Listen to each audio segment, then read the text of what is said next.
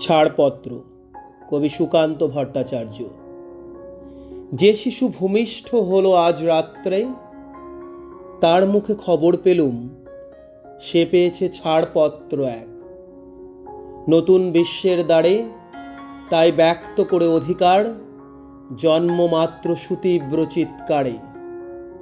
খর্বদেহ নিঃসহায়, তবু তার মুষ্টিবদ্ধ হাত উত্তোলিত, উদ্ভাসিত কি এক দুর্বোধ্য প্রতিজ্ঞায়। সে ভাষা বোঝে না কেউ, কেউ হাসে, কেউ করে মৃদু তিরস্কার। আমি কিন্তু মনে মনে বুঝেছি সে ভাষা।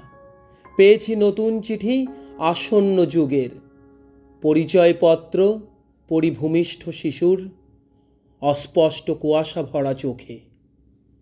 এসেছে নতুন শিশু, তাকে ছেড়ে দিতে হবে স্থান।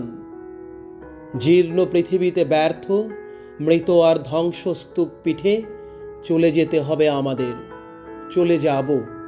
তবু আজ যতক্ষণ দেহে আছে প্রাণ, প্রাণপ্রণে পৃথিবীর সরাব জঞ্জাল।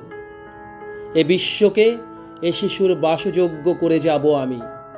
নবজাতকের কাছে এ আমার দৃঢ় অঙ্গীকার।